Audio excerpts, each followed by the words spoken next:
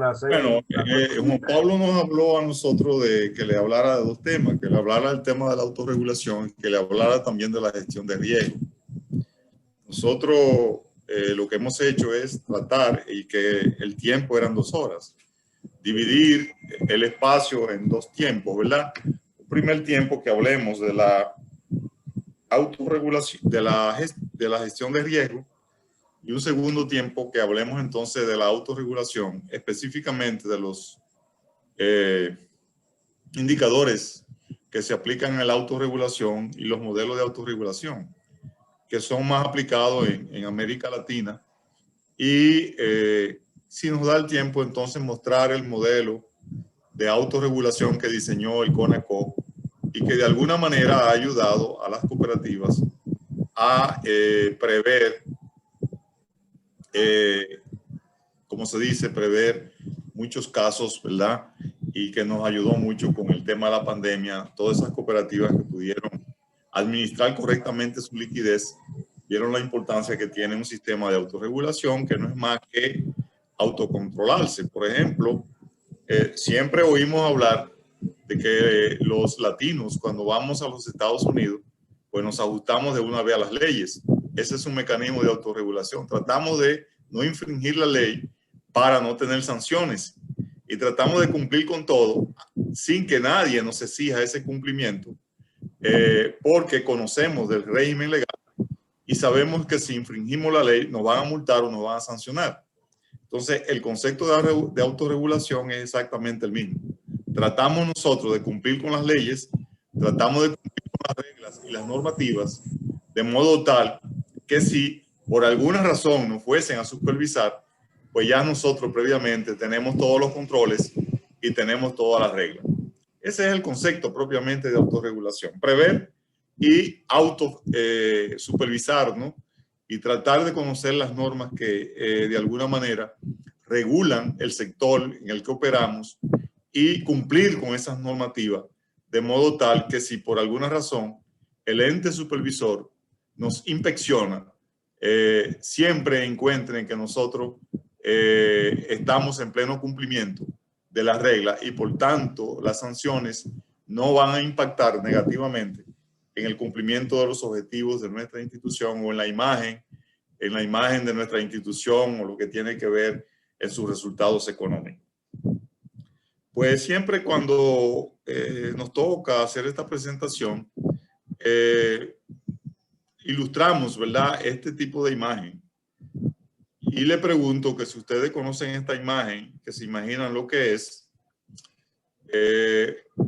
y ustedes lógicamente lo van a ligar a un deslizamiento de tierra. Aquí este es una imagen, ¿verdad? Se está viendo, Juan, la imagen. ¿Aló? Se comparte la imagen. Sí. Correcto, Sí, correcto. se ve. ¿Saben ustedes lo que es? Es muy, muy típico. A la gente del norte lo afecta mucho en el noroeste. Es un ciclón. Y esto es un terremoto, ¿verdad? Que puede ocurrir en cualquier momento en nuestro país. Dios nos libre. Y ustedes han tenido la experiencia también en la región norte por la falla que hay en esa zona, las fallas tectónicas. Siempre son afectados por los movimientos de tierra. Las inundaciones son típicas también en la región noroeste y en casi todo el territorio nacional. Los fuegos también se dan. Y los accidentes laborales son típicos de nuestras organizaciones y de nuestras empresas. Accidentes laborales. Tenemos este fenómeno, la delincuencia, ¿verdad? Y finalmente, una persona que piensa, tristemente, porque él es gestor de una empresa, pero no tuvo las prevenciones y seguro que uno de estos fenómenos lo impactó y toda su inversión se perdió.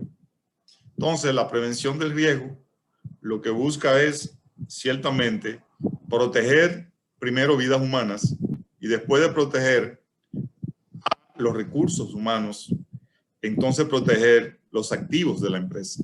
Una gestión de riesgo siempre va a buscar la protección de los recursos humanos, los seres humanos, y por otro lado, en primer lugar, repito, la protección de seres humanos y en segundo lugar, la protección de los activos o el capital de las empresas y sobre todo asegurar la continuidad en el tiempo de las empresas. ¿En esto estamos claros? Claro que sí. Entonces, podríamos empezar nosotros con algunos conceptos de riesgo. Por ejemplo, el riesgo empresarial, que son futuros eventos inciertos, los cuales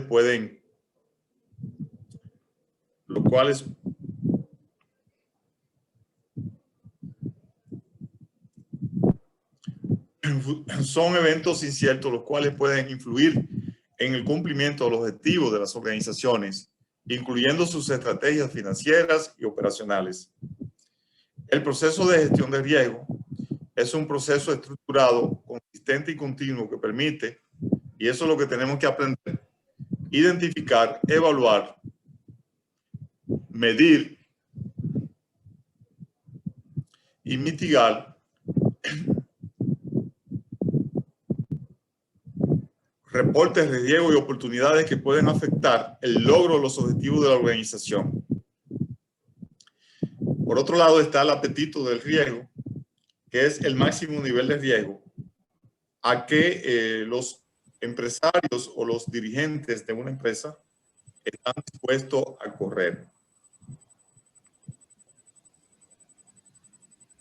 El apetito del riesgo sirve para definir la estrategia, direccionar la asignación de recursos y alinear personal, procesos e infraestructura. Ok, nosotros podemos tener varios proyectos y podemos definir hasta qué punto nosotros estamos en capacidad de correr el riesgo en la ejecución del proyecto 1, del proyecto 2 o del proyecto 3. Si no estamos dispuestos a correr riesgo en un 100%, pues lógicamente hay estrategia y vamos a definir una estrategia para eso. Si estamos dispuestos a correr el riesgo de un proyecto en un 100%, también hay que definir una estrategia. O si estamos dispuestos a correr el riesgo de un proyecto solo en un 50%, también hay que definir la estrategia que vamos a seguir. Con estos conceptos, más adelante entonces, podemos nosotros aplicar los conceptos a la gestión de la empresa. Entonces, ¿qué es un riesgo? El riesgo siempre será la probabilidad y el impacto de que una amenaza pueda afectar adversamente la capacidad de una organización, ocasionándole daños o pérdida al negocio. Entonces, el nivel de riesgo será el resultado de multiplicar, ya ponderado los riesgos, la probabilidad por el impacto. Ahí, cuando tenemos los ciclones vienen en categoría 1 hasta el 5, ¿verdad? Eso indica que mientras más alta la categoría, probablemente más alto es el impacto. Pero también hay que calcular la probabilidad. Un ciclón que está a miles de kilómetros de República Dominicana y que su escala de impacto es alto, probablemente el riesgo sea bajo para República Dominicana por la zona en que se ubica. Entonces, el riesgo será siempre el cálculo que debemos hacer de cuál es la probabilidad de que un evento ocurra relacionado con los impactos que se derivan de ese hecho, ¿verdad? Si impacta en nuestras empresas o si impacta en los recursos de la organización.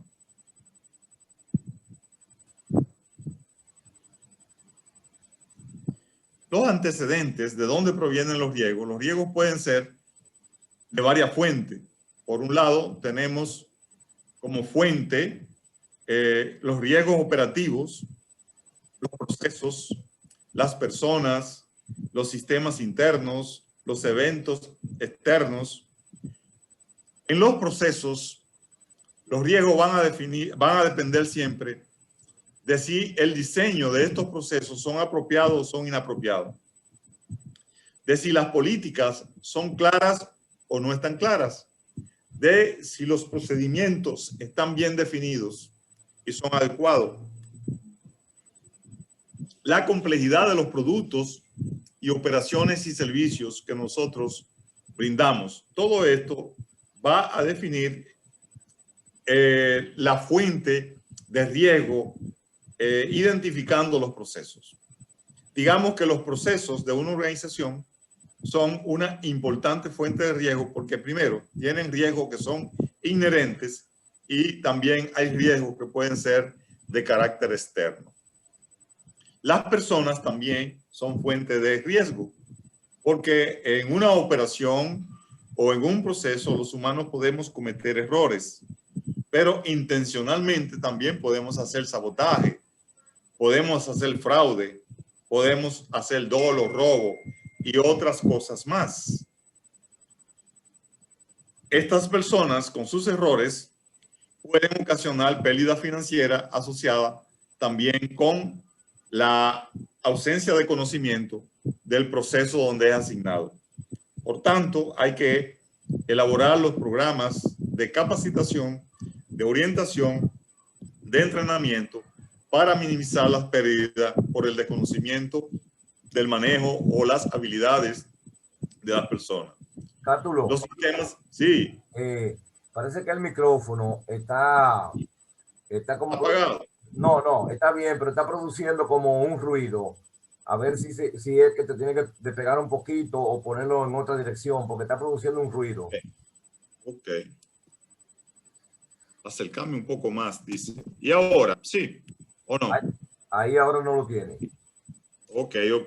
Pero ahí vamos. En esto del Zoom a veces uno siente que está solo. O sea, ustedes me tocan, ¿verdad? Sí, claro. A veces yo trato de verlo. En este momento estamos en la matriz que nos genera la fuente de los riesgos operativos. Y luego están los sistemas internos, ¿verdad? Que pueden reportar fallas de seguridad y continuidad operativa. Entonces, uno de los consejos que se hace siempre a las empresas es que tengan planes de continuidad de negocio a partir de todos sus procesos. Por otro lado, están los eventos externos que pueden generar los cambios en la legislación, en las instituciones regulatorias y lo que se deriva de la macroeconomía, de la política o también de la inestabilidad política de un país. Si hay un país que tiene una inestabilidad política, obviamente eso también va a afectar el desenvolvimiento de las unidades empresariales que componen entonces el conjunto de el sistema comercial o empresarial de un país. Y están los fenómenos naturales. Todas estas son las fuentes principales que generan los riesgos y que pueden impactar en una empresa. Para todo ello, estas fuentes de riesgo y para todos los riesgos que se derivan, el gerente, el empresario, el encargado de un departamento, el oficial de un departamento, debe tener conciencia primeramente de riesgo. Por eso hablamos de que la primera fase en la administración de riesgo es precisamente la identificación de riesgo y su medición.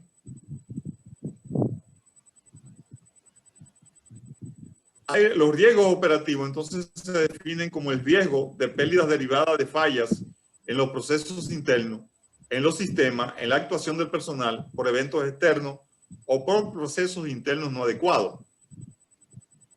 La gente hace incumplimiento por desconocimiento o falta de habilidad o por definición de las políticas internas. O la calidad de las políticas internas también. Proceso, deficiencia en los procesos o la ausencia de estos. Muchas empresas están en la cabeza de la gente.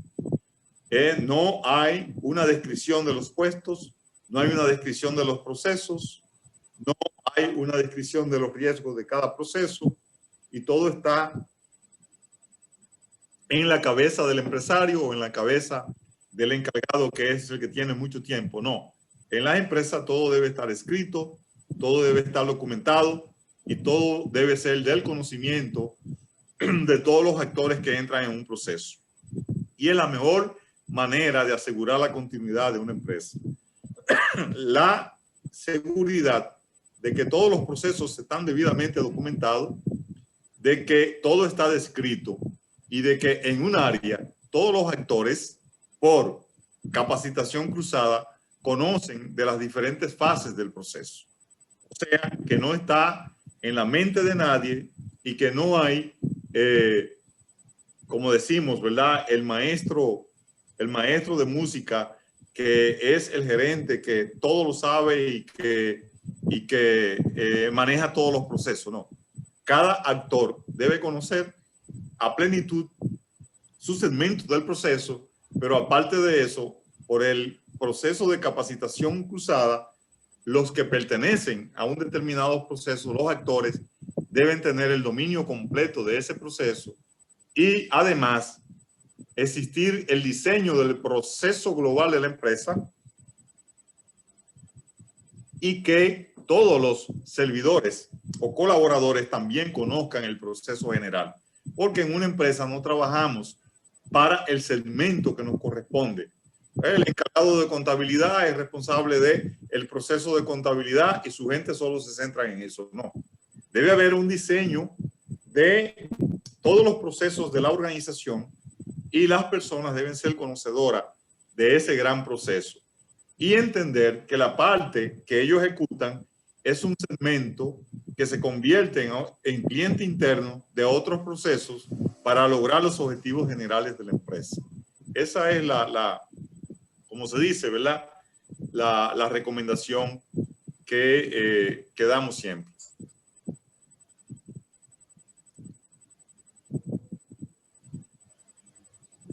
¿Qué aspectos abarca el riesgo operativo? Bueno, se pueden generar diferentes tipos de pérdida.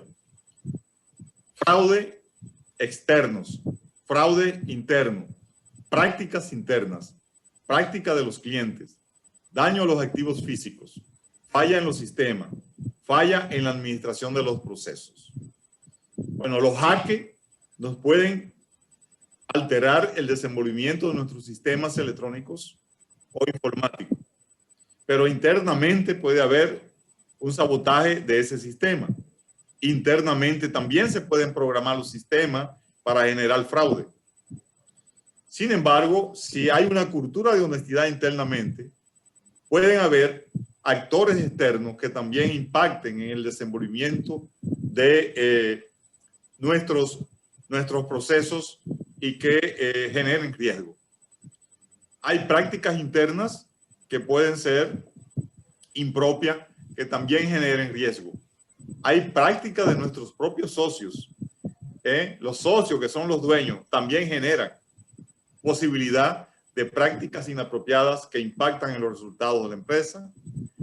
Se pueden hacer daño a los activos físicos y también a la imagen de la organización. No solamente es el tema de los activos, pero también con nuestras operaciones o con el desenvolvimiento de los dirigentes o de nuestros oficiales. Se puede proyectar una imagen negativa de la empresa y eso también es un riesgo de reputación. Los riesgos entonces pueden ser de dos tipos. Pueden ser financiero o no financiero. Un momentito. Le devuelvo que estoy en una clasecita.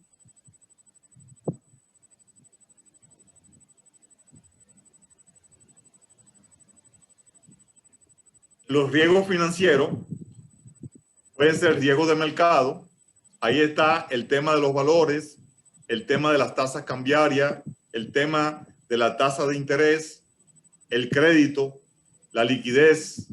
Si el Banco Central nos baja mucho los intereses y nosotros tenemos una tasa pasiva alta, ¿verdad? Probablemente la colocación de nuestros créditos puedan tener una baja de demanda. Pero también, si nosotros tenemos inversiones en divisas fuertes y hay un cambio hacia la baja en la tasa, nosotros perdemos el valor de los activos representados por divisas extranjeras. Entonces, la tasa cambiaria o el sistema de cambio es un riesgo de mercado. Podemos tener una alta demanda de crédito y una baja liquidez.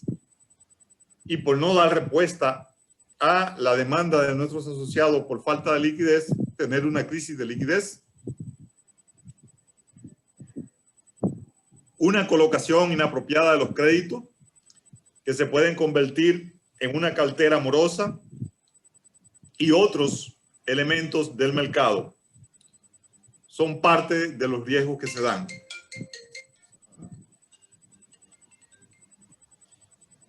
Padre, estoy en una clase, le devuelvo.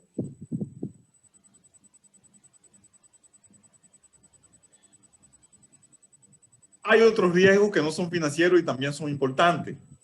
Por ejemplo, los riesgos estratégicos. Eso tiene que ver mucho con la visión del dirigente. Probablemente estemos muy bien en la parte económica. Probablemente estemos muy bien en el manejo del mercado.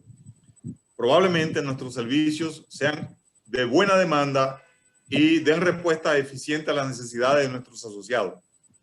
Sin embargo, todo esto puede verse afectado por los conflictos interconsejos, por los conflictos de los dirigentes, por los conflictos de intereses o simple y llanamente por la visión de los dirigentes o por la visión de la alta gerencia. Entonces, la parte estratégica es muy valorativa en términos de la administración de los riesgos. Pueden haber también transaccionales. El riesgo de reputación hay que cuidar. Para mí, el principal activo de una cooperativa necesariamente... Ahora sí hay un ruido, ¿no? Y no es aquí. El riesgo más alto de una cooperativa es la reputación. Y eso va a depender del comportamiento de los dirigentes, de la imagen que proyecten sus oficiales y de la imagen que proyecten sus gerentes. Entonces, ese es un activo que hay que cuidar. El riesgo reputacional, incido en eso. Pueden haber riesgos de carácter legal. Tienen que, por favor, a las 10. tienen que apagar los micrófonos, hasta las 10. Sí, hay mucha interferencia, sí. Quieren apagar los micrófonos, por favor, todo el mundo, porque es que se va a dañar la conferencia. El señor Ricardo García lo tiene abierto. Sí. Ok. Señores, me pueden interrumpir, ¿eh? Ahí vamos. Se corrigió el tema del micrófono. Parece que sí. Bueno, repito, o sea, insisto mucho en que la visión de los dirigentes es lo que va a determinar el atraso, el estancamiento o el avance de cualquier organización. Bueno, nosotros le escuchábamos mucho a Julito decir que las empresas son del tamaño del pensamiento de sus dirigentes. Eso es una visión meramente estratégica. Dependiendo de la visión estratégica de los dirigentes y de la gerencia, va a depender el crecimiento y el desarrollo de la empresa. De la misma manera, dependiendo de su visión, se van a reducir los riesgos o los riesgos van a impactar significativamente en los resultados de la empresa. Entonces, nosotros como dirigentes, como gerentes, como colaboradores, tenemos una gran responsabilidad con la visión estratégica de la empresa, porque hoy día la empresa puede ser excelente. Sin embargo, un año más tarde o 2 años más tarde o en el mediano plazo, por nuestra visión y en función de las decisiones que tomamos hoy, puede nuestras decisiones impactar significativamente en los resultados futuros y en la continuidad de nuestra empresa. Entonces tenemos una gran responsabilidad. No es para asustar a nadie, pero realmente las decisiones nuestras de hoy tienen que visualizarse en el tiempo siempre, no ver el resultado positivo inmediato, sino ver el resultado positivo al presente, también los impactos que se pueden derivar de nuestras decisiones a futuro.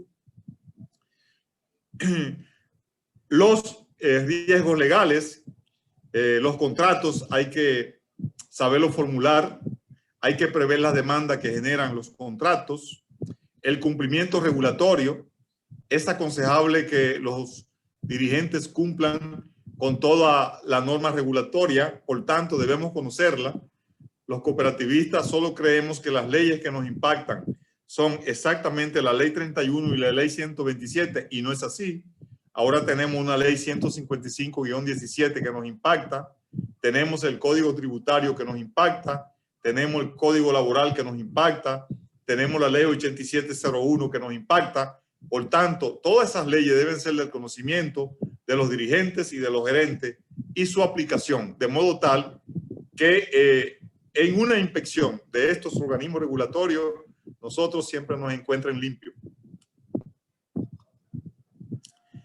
En lo operacional está el sistema y también la infraestructura, la supervisión y los controles internos, los eventos, ya lo hemos dicho anteriormente, los eventos de carácter natural o político pueden impactar, y de la única manera que nosotros podemos mitigar los riesgos que se derivan de los recursos de los eventos naturales es con la protección usando las pólizas y las compañías que aseguren la recuperación del capital que se pueda perder de nuestras empresas, usando las pólizas de protección para todos los activos y teniendo siempre elaborado los planes de contingencia. Por ejemplo, en el tema del riesgo laboral, tener los planes para la prevención de los riesgos laborales, las pólizas para la protección de los activos, el programa de protección de los colaboradores, ¿verdad? En cada proceso, en cada gestión.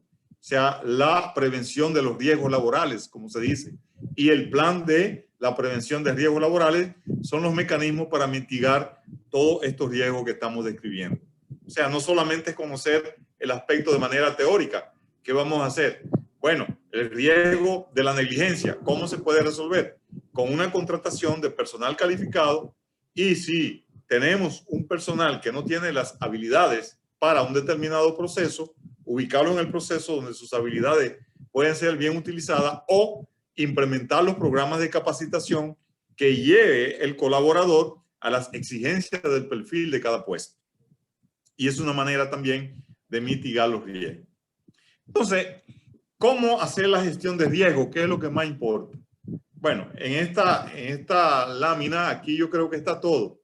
Dice que la gestión de riesgo, ¿verdad?, es un enfoque estructurado para manejar la incertidumbre relativa a una amenaza a través de una secuencia de actividades humanas que incluyen, primero, la evaluación del riesgo, luego, las estrategias, desarrollo para manejar y la mitigación de riesgo utilizando recursos de carácter gerencial.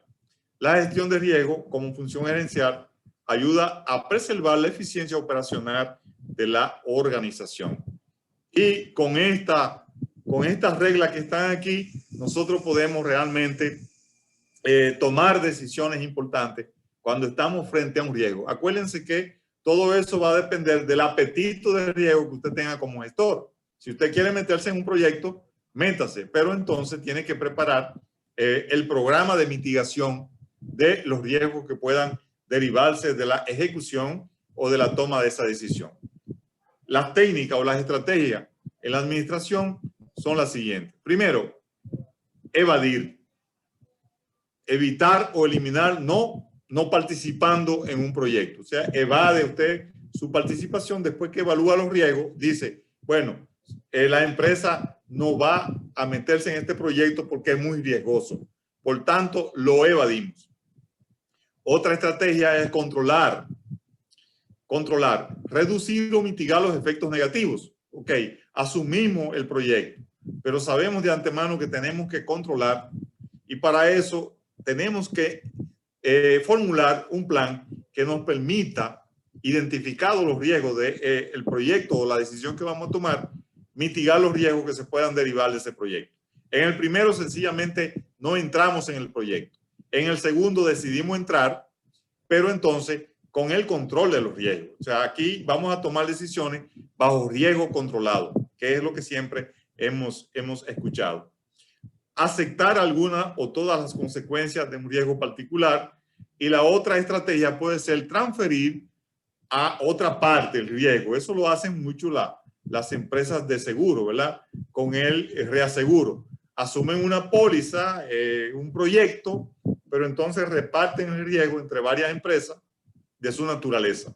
Eso es compartir, y ahí están las estrategias que como gerente siempre podemos usar. Evitamos el riesgo, lo aceptamos y lo controlamos, lo transferimos o aceptamos alguna parte importante del riesgo y decidimos asumir las consecuencias. Bien. El proceso, entonces, se inicia con la identificación del riesgo, luego con la planificación de cómo mitigar y la caracterización de aspectos sociales en la gerencia de riesgo, la identidad y objetivo de los participantes, la base de evaluación y las limitaciones, el establecimiento del marco conceptual, el desarrollo de métodos analíticos y finalmente el objetivo siempre será la mitigación. Una vez diseñamos el plan, entonces hay que establecer medidas, ¿verdad? Observar los resultados de las medidas, analizar los cambios y reaccionar al análisis que se deriva de los resultados, ¿no? De la implementación de un plan. En el análisis de riesgo y en las cooperativas en particular, siempre nosotros debemos hacernos estas preguntas. ¿Cuál es la situación actual de la cooperativa en términos de gestión?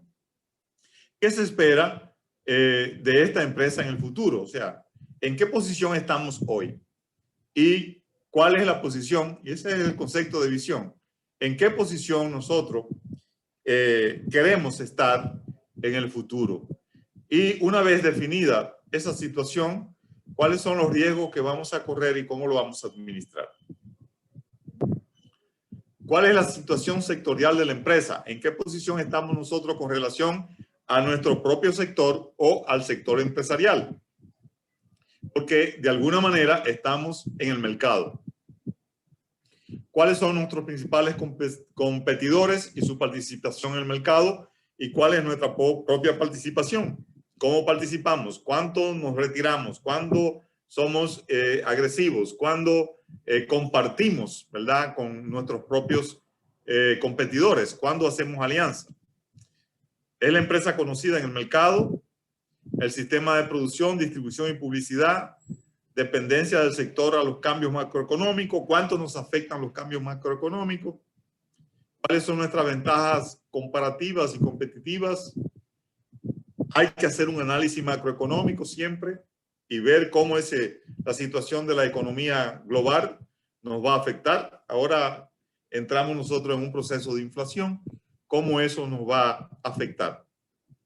Se relaciona con seguir el camino que seguirá la economía. ¿Cuáles son las perspectivas políticas? Ahora el movimiento cooperativo está en un buen momento, pero ¿lo estamos aprovechando o cómo lo podemos aprovechar? El sistema cambiario y de pago, las estadísticas globales, todo.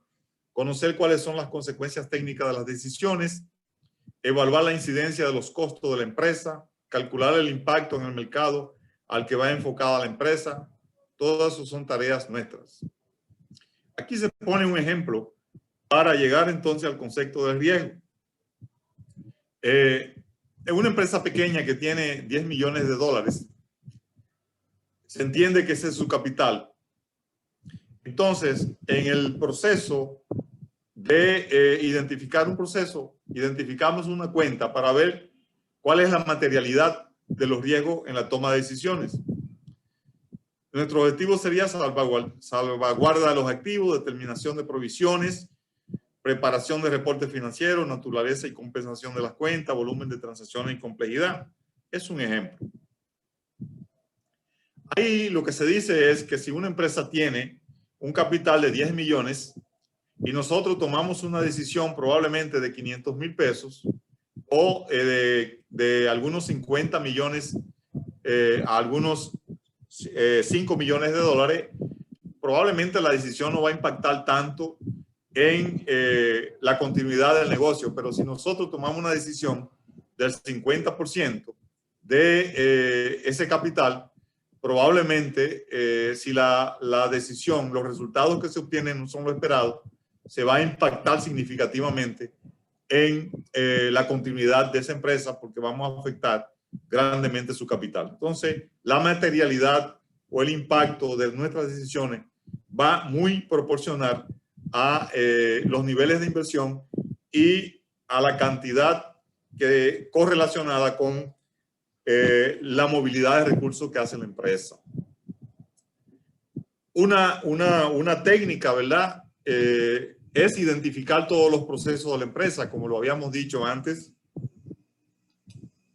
Y aquí es lo que le puede quedar a ustedes.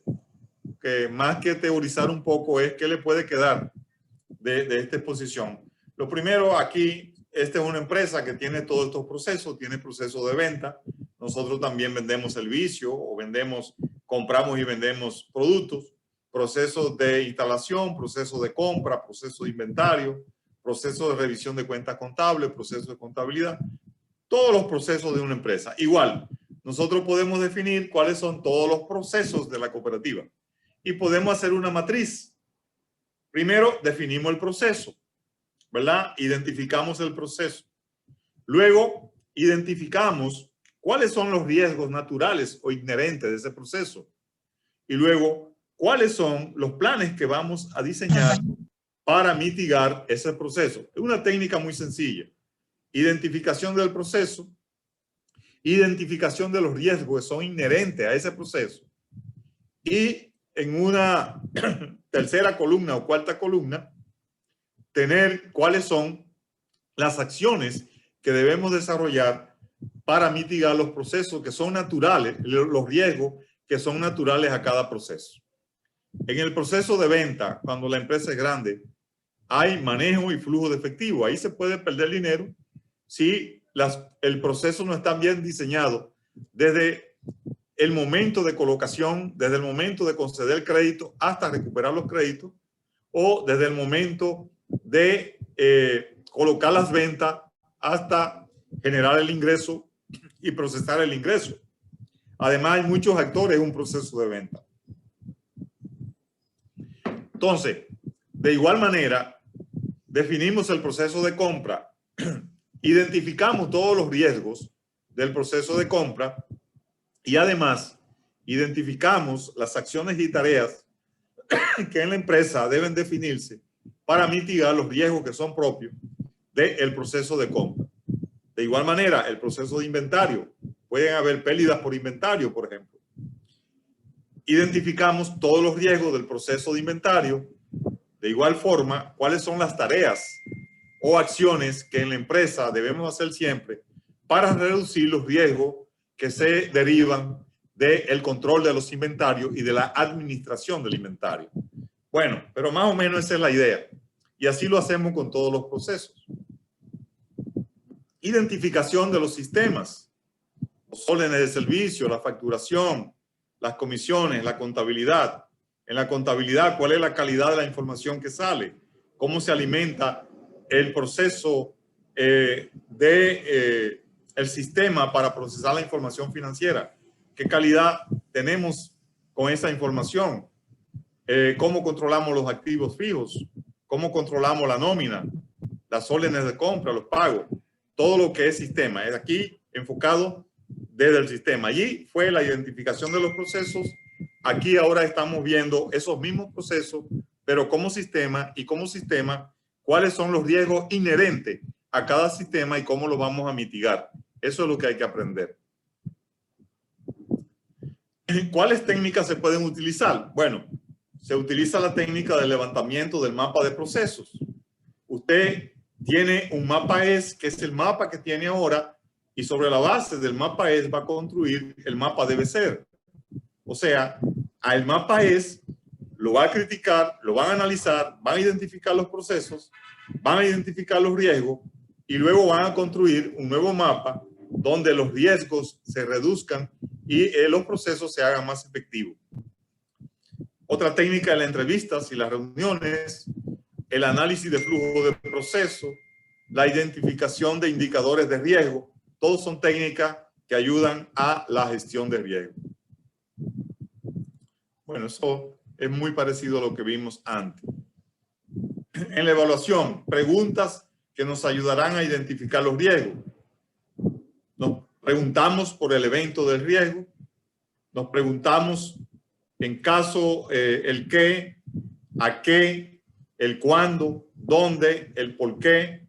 Todas estas preguntas nos ayudan en términos de los activos, en términos de los factores que generan los riesgos, en términos de los productos y los servicios, en términos del aspecto económico y en términos de la estructura organizacional. Hay que dar respuesta a esas preguntas. Y luego entonces, lo que tal vez a ustedes les puede importar más, acuérdense del ejemplo que pusimos de la cuenta. Una cuenta de $10,000.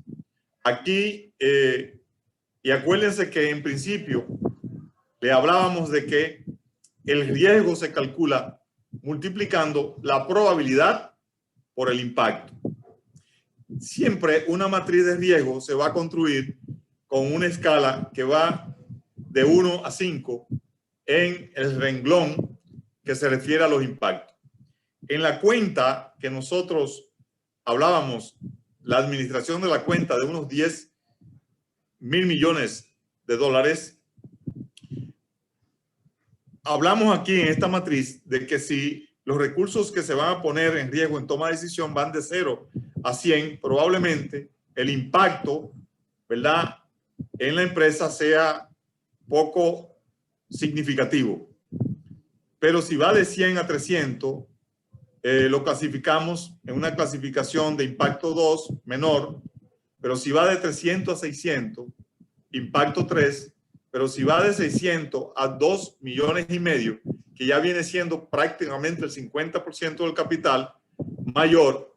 Y si va de 2 millones hacia arriba, catastrófico. O sea, si una decisión nuestra genera pérdida por esos montos, pues la clasificación del impacto en esta matriz va de 1 a 5 y en la medida en que aumentan los números, pues aumenta también el color. Siempre se usan los colores para construir una matriz de riesgo. La otra pata de una matriz de riesgo, fíjense, vimos ahora el cálculo probable de los impactos. Ahora vamos a ver el cálculo probable de la probabilidad de ocurrencia del hecho. Si es verde es raro, o sea, entre 0 y un 20%, muy baja probabilidad de ocurrencia. Cuando decimos que un ciclón puede impactar el país entre 0 y un 20%, pues la probabilidad es baja. Improbable, baja probabilidad de ocurrencia entre un 21% y un 40%. Posible entre un 41% y un 60%. Probable entre un 61% y un 80%. Casi certeza, o sea, cuando decimos ya aviso de huracán, entonces entre un 81 y un 100%. La gente dice, bueno, pero siempre meteorología dice que va a impactar y al final se va. Pero es una probabilidad. Ahora, si impacta, ¿cuál es el efecto, verdad, en la población? ¿Cuánto nos va a impactar? Entonces será el resultado siempre de multiplicar la probabilidad por el impacto. Aquí tenemos una tabla de probabilidad. La tabla anterior era una tabla de impacto calculado y lo hicimos en el ejemplo sobre la base de administrar una cuenta de $10,000. Hasta aquí, claro, no hay inquietud. Le dije que me pueden parar, ¿verdad? Me pueden parar y ojalá que lo que estamos discutiendo les sirva y les sea de utilidad. Una vez ya tenemos el cálculo de los impactos y tenemos el cálculo de las probabilidades, entonces ya estamos en condición de construir la matriz, ¿verdad?, de impacto y probabilidad. Aquí lo que hacemos es que relacionamos la probabilidad por el impacto. Si hay una probabilidad de 1 a 1, pues lógicamente los resultados del riesgo se puede tomar la decisión. El impacto es muy bajo. pero 1 relacionado con 3 ya es moderado, 1 relacionado con 4 es alto y 1 relacionado con 5 es muy alto. Es decir, que si un riesgo es de bajo impacto pero de alta probabilidad, pues lógicamente también tiene una clasificación al momento de tomar la decisión. Bueno, vamos a perder un 20% seguro. Pues no metemos. Es baja el impacto, pero la probabilidad es demasiado alta. O viceversa. Es baja la probabilidad, pero el impacto muy alto. Entonces, son los elementos que debemos tomar nosotros en cuenta al momento de construir una matriz y al momento de tomar las decisiones. Bueno, al final, aquí tenemos, por un lado, el impacto, los riesgos. Los riesgos pueden ser moderados, los riesgos pueden ser altos, los riesgos pueden ser bajos. Todo va a depender de la combinación. Usted tendrá que combinar siempre la probabilidad por el impacto que se deriva al momento de usted tomar la decisión. Mi recomendación es más sencilla. Al momento de elaborar una decisión, siempre van a haber diferentes alternativas. Un profesor en la universidad nos decía, siempre, por sencilla que sea la decisión que usted va a tomar, construya lo que él le llamaba una matriz de pago. Describa el proyecto, describa los riesgos del proyecto, ¿verdad? Y describa sus impactos, pero además prepárese para cada impacto. Si usted toma una decisión, usted tiene que tener la respuesta para las derivaciones que se den de esa toma de decisión. Es decir, él dice, describa el proyecto o describa la decisión, elabores todas las alternativas que usted tiene, pero una vez usted decida que va a tomar una decisión, describa los riesgos probables de esa decisión y entonces elabore el plan para dar respuesta a la mitigación de esa decisión si ocurriere lo que realmente puede darse, ¿verdad? Porque probablemente tomamos la decisión y obtenemos un excelente resultado, pero en una decisión siempre habrán varias posibilidades. La posibilidad del éxito, la posibilidad también del fracaso. Si tuvimos éxito, todo el mundo aplaude.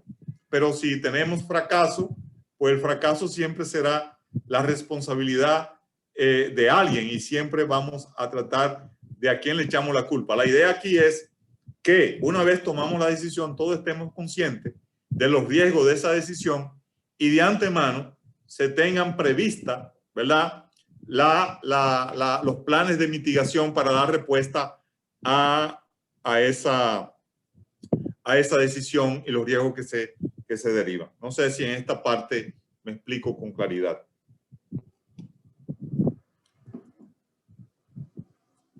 Bueno, en principio presentamos algunos ejemplos de desastre. Entonces la pregunta es que si los desastres ocurren, sí, ocurren. Un 77% de las organizaciones no tiene planes de contingencia.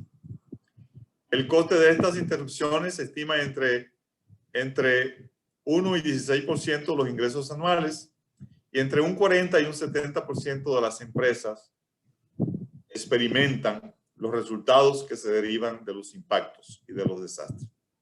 Así es que la idea es que nosotros debemos tener una buena gestión de riesgo porque hay la necesidad de proteger vidas humanas, hay la necesidad de reducir la confusión y permitir decisiones efectivas en tiempos de crisis o desastre, ahora lo estamos viviendo, reducir la dependencia de personal específico. En una empresa todo debe estar reglamentado y todo debe estar escrito. Reducir la pérdida de datos, utilidades y clientes. Debemos tener la seguridad y la protección de nuestro sistema de información con los espejos y las réplicas y la protección de la información. Facilitar recuperación oportuna de los procesos o servicios críticos del negocio. Deben haber planes de continuidad de negocio. Mantener la imagen pública de confiabilidad y seguridad. Hay que cuidar la reputación de la empresa y la imagen de la empresa.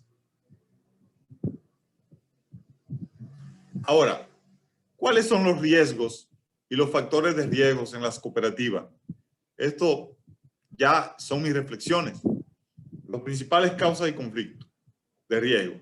Como las principales causas que producen los conflictos en la gestión de las cooperativas, yo menciono la siguiente. Primero, la indefinición de los roles de los organismos de dirección y los estamentos operativos. Cuando los roles y la gente no tiene conciencia de cuál es su rol en la cooperativa, y los dirigentes y los que forman parte de los diferentes consejos no saben cuál es su rol y hasta cuál es el límite de su función y su alcance. La no observancia de las políticas institucionales. Bueno, establecemos políticas y no las cumplimos. Y la violación de los procesos establecidos. La publicitación del liderazgo, las apetencias personales, el desconocimiento de las funciones, la baja preparación técnica de los dirigentes o funcionarios, falta de iniciativa innovadora, comunicación deficiente entre los actores y concentración del liderazgo y decisiones conflictivas. Los principales factores de riesgo que tienen que afrontar las cooperativas según los datos que arroja la investigación, una investigación que hicimos, son los siguientes. Primero, riesgos del mercado, riesgos de crédito, la morosidad y la incobrabilidad de los desembolsos por préstamos otorgados. Fíjense, las cooperativas de ahorro y crédito, pero tenemos cooperativas de producción y en la práctica todas dan crédito. O sea, nosotros tenemos que formular correctamente el crédito. Una vez formulado el crédito, reducimos riesgo, ¿verdad? Si lo sabemos formular. Luego, colocar correctamente los créditos. Una vez colocados los créditos, hay que establecer todos los mecanismos para controlar el crédito antes que caiga en morosidad.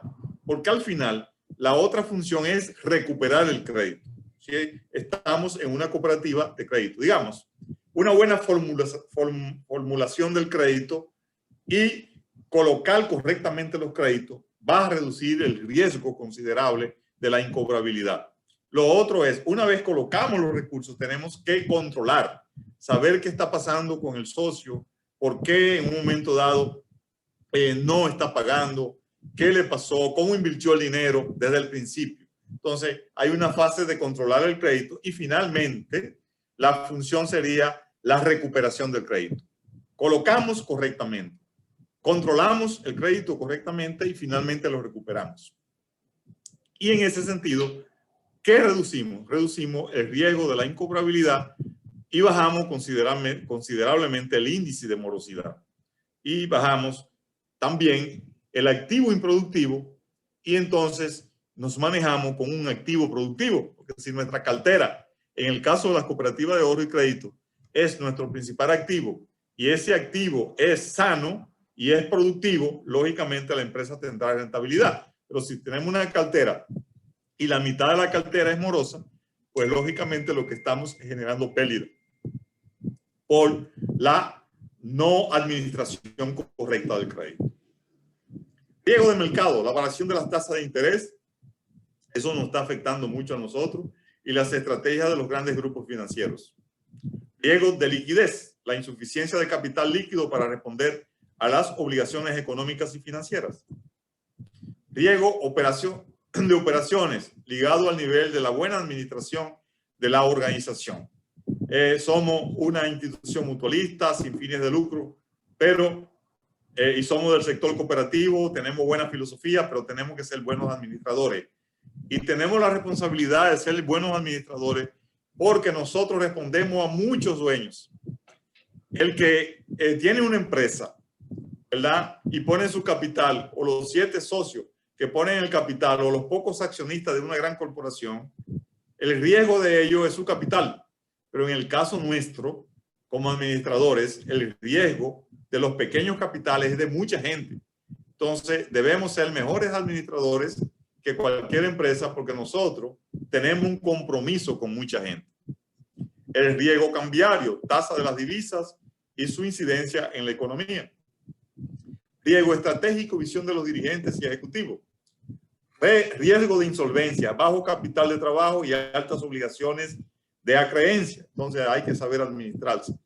Nos endeudamos hasta donde nos dé nuestra sábana. Tenemos, ok, hay buenos proyectos, pero los proyectos hay que correlacionarlo con nuestra capacidad financiera. Otros conceptos de riesgo incluyen una mala evaluación de los diferentes riesgos, competencia desleal, baja protección estatal, políticas monetarias, gobernabilidad inapropiada, competencia entre cooperativas, la falta de innovación, desactualización tecnológica. Todo esto nos lleva a riesgo. Recomendaciones.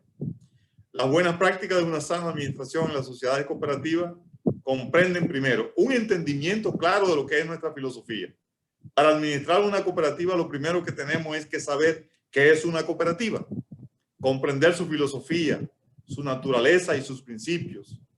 Y es fundamental para poder interpretar las relaciones que un socio establece con esta, las cuales tienen un alto componente social. O sea, la cooperativa, aparte de ser empresa, y ya vimos en la parte empresarial, hay que administrar correctamente la dimensión social. Entender las necesidades de los socios, ¿verdad? Entender nuestra filosofía y nunca dejar de ser cooperativa, porque somos una entidad asociativa y nuestra razón de ser es meramente social. Aunque para resolver los problemas sociales, obviamente tenemos que ser rentables.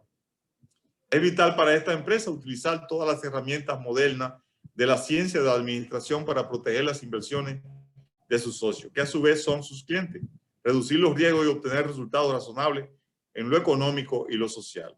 Se debe promover el conocimiento del marco legal que incide en el sector, aún sus impactos sean positivos o negativos. O sea, como gerente, usted tiene que conocer todas las leyes que inciden en el sector, ¿verdad?, al que nosotros atendemos, y de igual modo la adecuación de las reglamentaciones internas a los cambios y avances del entorno y de la sociedad en general. Sus estatutos tienen que actualizarlos de acuerdo a cómo avanza la sociedad. Las políticas internas y la política de servicio tienen que corresponderse con lo que está indicando el mercado. Promover la estabilidad de la estructura asociativa para lograr una sana gobernabilidad donde prevalezca la carrera del dirigente, procesos abiertos para la capacitación continua de los socios, ejecutivos, empleados y potenciales líderes de la organización, fomento de la participación, renovación de los cuadros directivos, cohesión grupal, clara definición de los roles y alta responsabilidad con la transparencia y la administración por objetivo. Son muchos conceptos, pero si lo aplicamos, todos dan buenos resultados. Si no hay una buena gobernabilidad, independientemente de la consistencia económica que tenga la cooperativa, también nos exponemos a muchos riesgos.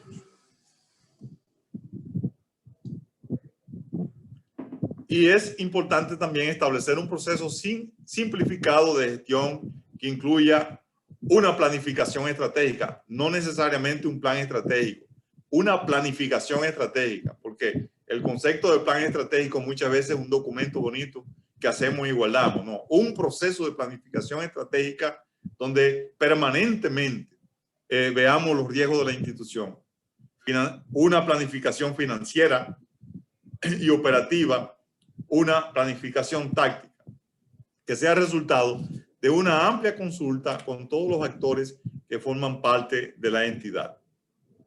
Las empresas de éxito deben ser imitadas en sus buenas prácticas, entre las que podemos citar contar con un sistema de gestión de la calidad y control ambiental, actualización de tecnología, poseer eficientes estructuras de costes y sistemas financieros actualizados, sistema de comercialización bien definido, contar con los recursos humanos calificados, también disponer de un sistema de administración eficiente y finalmente establecer una cultura de trabajo en equipo y enfoque hacia los socios. Es razonable realizar las evaluaciones utilizando los métodos científicos de evaluación del desempeño, de la gestión y de satisfacción de los actores. Estoy leyendo ahora. Un nivel bajo de rotación de personal como resultado de contar con procesos claros y tecnificados para el reclutamiento, selección y evaluación del personal, asegura la estabilidad y garantiza la buena marcha de las empresas cooperativas. O sea, no improvisar con el personal. Bueno, el informe de la... Bueno, ok, ya. El activo principal entonces de una cooperativa de ahorro y crédito es su cartera. Por tanto, los niveles de riesgo están correlacionados con la calidad y la solidez de la misma, así como con los criterios que los directores y los gerentes utilizan para realizar su gestión. Un dato que es de alta ponderación es el referente a los perfiles de los gerentes, quienes en la cooperativa de mayor éxito tienen contratos permanentes, se les exige experiencia probada y formación universitaria para su desempeño en las áreas que dirigen. En ese sentido, es vital que la cooperativa se asegure de reclutar y seleccionar los recursos humanos con las competencias profesionales adecuadas a las exigencias que garanticen la calidad de los servicios y buenos niveles de satisfacción de los socios. Bueno, ahí hay varias recomendaciones. Muchas recomendaciones que la pueden leer, porque ahora ya lo que estoy leyendo. Así es. Y el tema de la autorregulación se refiere al uso de indicadores económicos y sociales, utilizando los diferentes modelos que facilitan el monitoreo, en primer orden, de la calidad de los activos, que incluye estimación de la cartera, suficiencia patrimonial, morosidad, compromiso patrimonial y solvencia.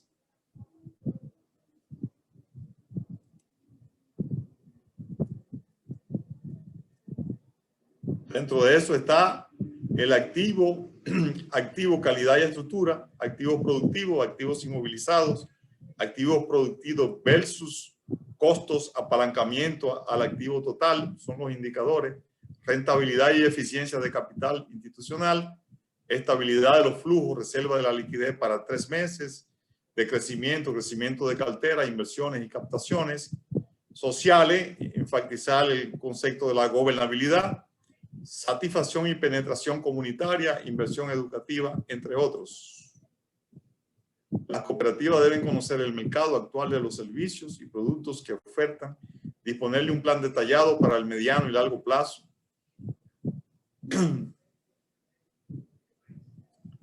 Es así. Bueno, hay muchas más cosas. Con esto, una reflexión, si se quiere, sobre lo que es el sistema de gestión de riesgo, así visto muy rápido, ¿verdad?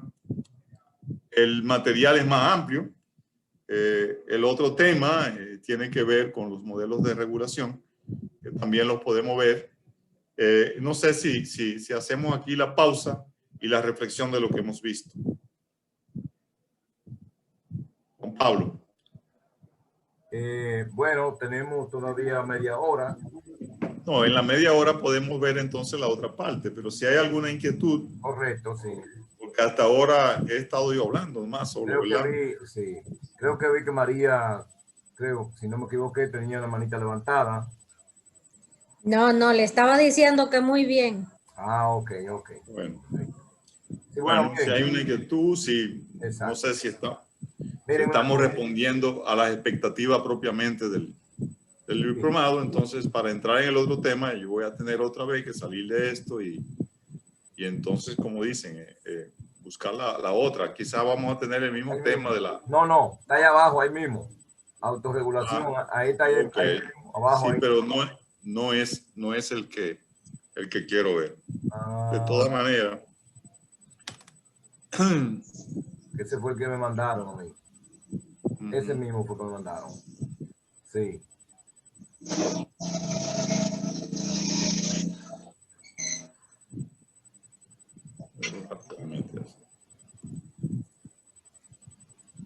Sí. Aquí está. Bueno, lo podemos ver aquí mismo, sí. Que quería presentarle algunos modelos. Bueno, si nos da el tiempo, lo vemos aquí. Fíjense, el modelo de autorregulación, fue el modelo que impulsó el CONACOP. Vamos a ver aquí varias cosas. Este modelo se deriva de varios sistemas, ¿no? Del sistema CAMEL y del sistema PERLA, también de la alerta temprana. Nosotros participamos y se contrató un consultor costarricense, Rodolfo Conitrillo. Ahí trabajamos y al final sacamos este modelo. El modelo de autorregulación, que se lo enseñamos a muchas cooperativas. No todos lo aplicaron como se diseñó, pero yo creo que la mayoría de las cooperativas tomó conciencia de que es importante monitorear las cooperativas con indicadores financieros. El modelo, ¿verdad? Como le digo, tiene algunos indicadores de CAMEL y de PERLA. PERLA es un un sistema desarrollado por el Consejo Mundial de Cooperativas de Ahorro y Crédito. Y CAMER fue el sistema que utilizaron los bancos norteamericanos para, con indicadores, hacer la gestión financiera. Todo eso posterior a la primera crisis bancaria que se desarrolló en los Estados Unidos.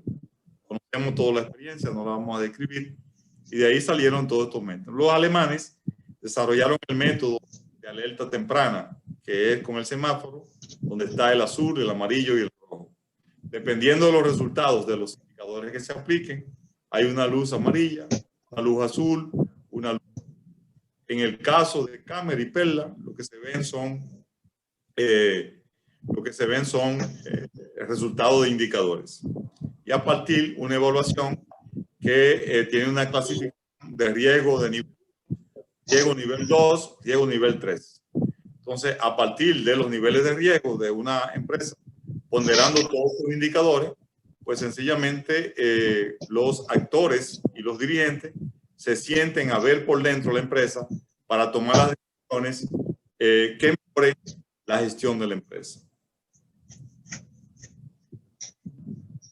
Entonces, se creó una estructura política y se hizo una coordinación en aquel entonces con el IDECOP para que tanto los indicadores que utiliza el IDECOP para hacer la fiscalización se correspondieran con los indicadores que utilizaba el modelo de autorregulación, buscando que cuando los fiscalizadores del IDECOP fueran a evaluar las cooperativas, como ya las cooperativas previamente han monitoreado sus indicadores, pues las fiscalizaciones fueran más efectivas, pero también las cooperativas tuvieran mayor transparencia en su gestión.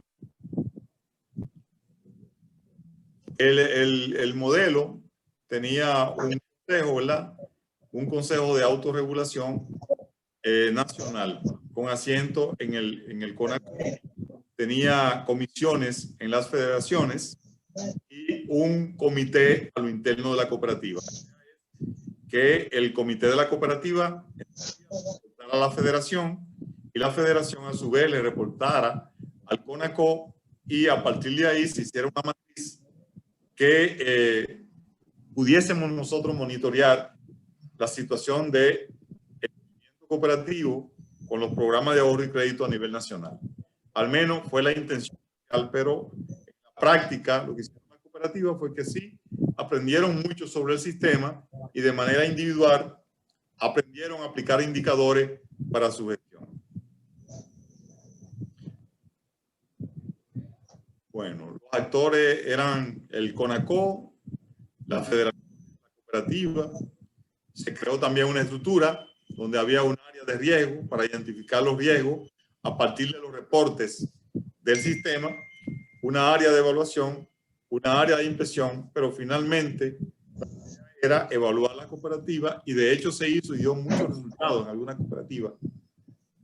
Invitar a los miembros, a los directivos de la cooperativa y sus gerentes, darle la sugerencia de las correcciones que tenían que tomar. Incluso muchas cooperativas que tuvieron mucha crisis, el equipo pudo ayudar muchísimo y hoy están en muy buen estado. Bueno, se elaboraron varias normativas, alrededor de 14 normas. Como ustedes ven, la idea es monitorear cooperativas con una norma para la estructura asociativa y empresarial. Eso quiere decir que todas las cooperativas que entraran en este sistema debían tener una buena estructura para la gobernabilidad de la cooperativa. Eso quiere decir dirigentes de carrera, gerente bien seleccionado y un personal seleccionado por el sistema de reclutación y bien evaluado, y con el sistema de evaluación del desempeño. Requisitos mínimos para la información financiera: un buen sistema financiero, un sistema de reporte, norma para la evaluación previa y auditoraje.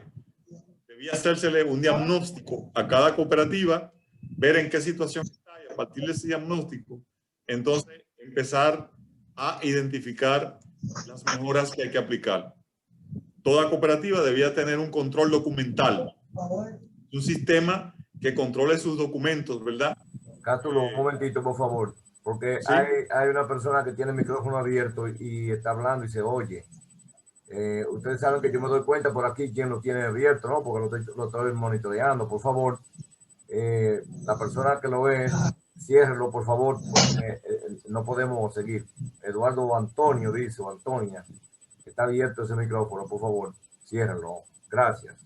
Ok, recapitulando, hablamos de una estructura buena de gobernabilidad, requisitos mínimos para la información financiera. Se está tratando de que todas las cooperativas deberían tener un buen sistema de contabilidad automatizado, norma para la evaluación previa de auditoraje, hacer un diagnóstico de en cuál es la situación económica y social de la cooperativa en este momento, un control documental, un sistema de control de los documentos, una planificación y control previo, formación y capacitación, un plan de capacitación para dirigentes, socios y colaboradores, dirigido a la mejoría en cada uno de sus procesos. Norma para el buen gobierno, medición y análisis, un sistema para medir la gestión. O sea, no es que estamos bien, sino que hay que medir qué dicen los socios de nosotros, medir los servicios, medir el desempeño de los dirigentes, medir el desempeño de los colaboradores y medir la imagen de la cooperativa en la comunidad. Norma para los auditores. Deben haber normas previas para contratar los auditores externos, norma para el capital institucional, norma para la administración de la liquidez, norma para el activo improductivo, norma para hacer las inversiones. Realmente, a partir de estas normas, entonces, desarrollar indicadores económicos, indicadores sociales, y a partir de los indicadores económicos y sociales, hacer una evaluación cuantitativa de la empresa y una evaluación cualitativa. Con esta evaluación, entonces, producir planes de corrección para la mejora continua. Ese es el diseño original del sistema. Un ejemplo sencillo. O sea, dentro de los indicadores, que lo vamos a ver más adelante, nosotros sabemos cuál es el nivel de penetración nuestro en la comunidad, cuál es la penetración nuestra porcentualmente en el mercado. Nosotros sabemos a lo interno cuál es la producción de cada colaborador. Sabemos cuál es la producción de cada dirigente, o sea, qué aporta cada dirigente. Todo eso hay que medirlo. Sabemos cuál es el nivel de satisfacción de los socios con relación a los servicios que prestamos. Eso hay que medirlo. Sabemos cuál es el costo de cada colaborador. Sabemos cuál es el costo de cada servicio por socio. Todo eso hay que medirlo y es lo que plantea el sistema. Medición para todo y toma de decisiones sobre la base de información estadística y de indicadores. Tenía varias fases. Una fase de sensibilización y capacitación. Que todos conocieran el programa, el proyecto. Luego de que todos estuviésemos conscientes, la implementación. Una vez implementado el sistema, las evaluaciones y sobre la base de las evaluaciones, con los consultores, los planes de corrección y de mejora de la cooperativa y ese ciclo que se dé de manera constante. Eso es lo que plantea el sistema. Luego aquí se describe cada paso.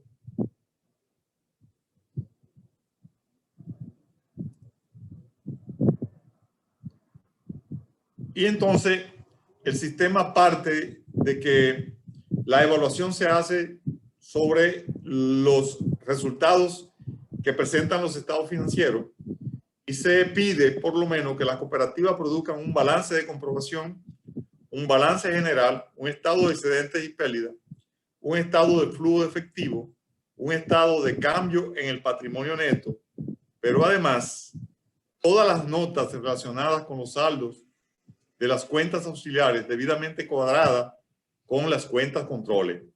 A partir de ahí, entonces, aplicar los indicadores financieros y los indicadores sociales para hacer la evaluación de la cooperativa. Eso plantea el sistema. Toda esa información usted la tiene Yo me voy a lo que nos puede permitir entonces el tiempo que nos queda.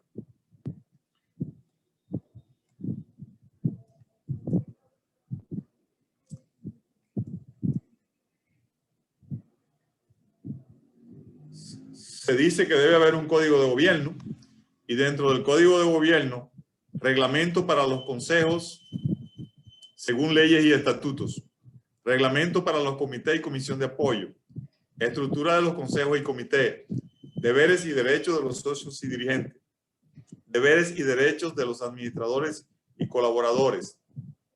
Entre las políticas que recomienda el sistema, políticas de idoneidad y cumplimiento de deberes de los directivos, políticas sobre conflictos de intereses, políticas sobre acciones correctivas de comportamiento, políticas sobre formación y capacitación, política para la transparencia operativa, política para el costo de la gobernabilidad, política para la rotación de los directivos. Si tenemos todas estas políticas claras, el riesgo de gobernabilidad se reduce considerablemente.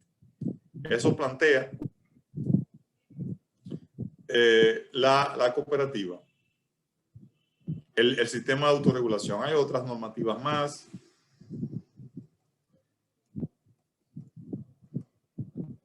Ok. Finalmente llegamos a los indicadores. Si nos da el tiempo, entonces nos vamos al otro documento y vemos en detalle. Los indicadores que plantea el sistema, estimación de cartera afectada y le da un peso de un 25% a lo que es la calidad del activo. Fíjense, en una cooperativa, mientras menos morosidad tiene, más alto es su activo productivo. Mientras más morosidad tiene, obviamente, más bajo es el activo productivo y más alto es el activo improductivo. Entonces se trata de que se haga una clasificación de la cartera a partir de el saldo por antigüedad y se haga un cálculo de la morosidad. El indicador de morosidad dice que no debe pasar de un 4%. Debe tender a 0. Y lo otro está el compromiso patrimonial y está el indicador de solvencia. Entonces, el indicador de solvencia, que es la relación entre el activo total y el pasivo total, nos da el índice de solvencia que debe ser por encima de 1.35 o 1.25, por encima de 1 debe ser. El compromiso patrimonial fue calculado a un riesgo de 1.25%, pues mientras más alto es el capital institucional, obviamente mayor consistencia y mayor capacidad para dar respuesta a las pérdidas tenemos. ¿Qué es el capital institucional? Es la diferencia que hay propiamente entre el nivel de compromiso, los aportes de los socios y la rentabilidad que en reserva y en excedentes acumulados o en donaciones ha acumulado de empresa. Digamos que es el capital que no le pertenece a el asociado y que no le pertenece a los acreedores. Y es esa masa de liquidez que nosotros tenemos o esa masa de recursos que tenemos para dar respuesta a las contingencias que se puedan presentar por los riesgos que ya anteriormente hemos analizado. Entonces, una cooperativa, mientras más alto es su solvencia y mientras más alta es su capital institucional, obviamente tiene mayor posibilidad de ser impactada por las pérdidas. Y fíjense que nadie pensaba que iba a venir una pandemia. Y esa pandemia probablemente a muchas cooperativas les redujo el nivel de operaciones y en consecuencia su rentabilidad. Pero las que han tenido buena reserva de liquidez y buena reserva de su capital institucional, pues lógicamente el impacto en los resultados y en la continuidad como empresa no ha sido tan significativo. Por el contrario, hay muchas cooperativas que este proceso lo que ha hecho es que la ha fortalecido. Entonces, para mantener la calidad de los activos, debemos observar la morosidad, una buena administración de la cartera y tratar de que los activos de la cooperativa en el porcentaje más elevado posible sean activos productivos, activos que generen alquileres, que generen intereses o que generen rentabilidad. ¿Estamos claros en esa parte? Eso es lo que indica el sistema de autorregulación.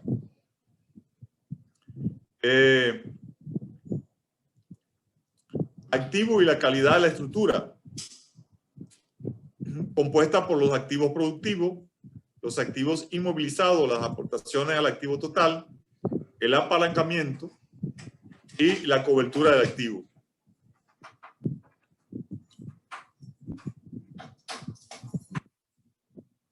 Rentabilidad y eficiencia es otro indicador importante que debemos nosotros observar y que nos lo dan los sistemas de autorregulación. Hablábamos de la importancia del capital institucional, el indicador de el rendimiento sobre las operaciones y el indicador de los rendimientos sobre el patrimonio. Y lo otro es el costo de manejo.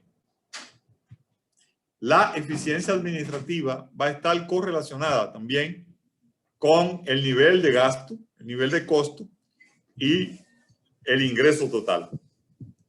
Mientras más bajo, y eso es axiomático, son los costos y más altos son los ingresos, obviamente la rentabilidad es más alta y el nivel de eficiencia es también más alto.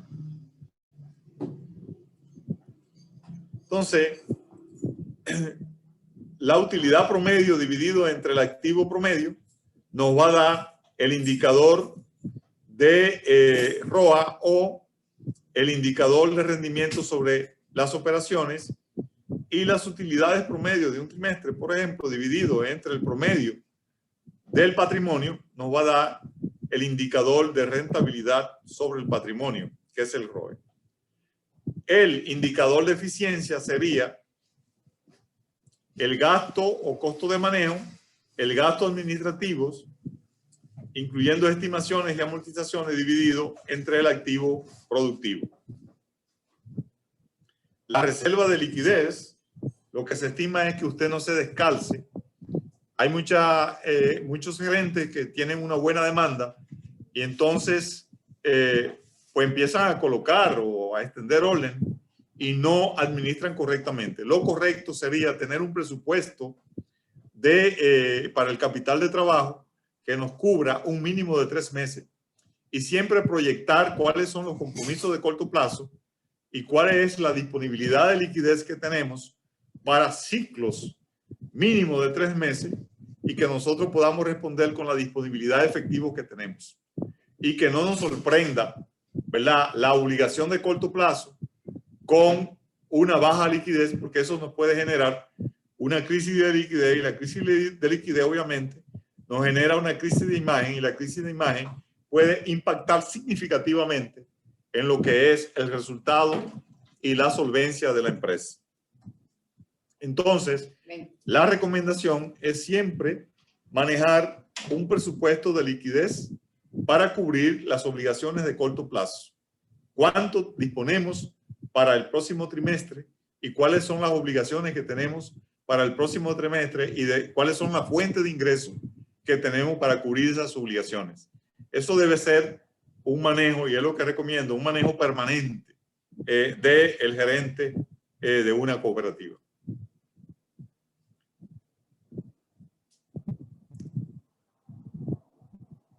Bueno, al final se hace la evaluación con la ponderación de todos los resultados.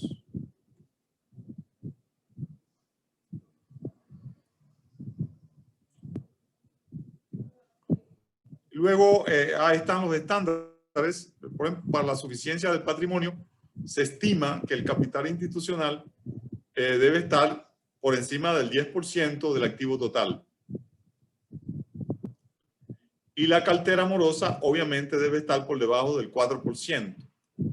Lo que significa que la cartera productiva debe estar por encima del 95 al 96%.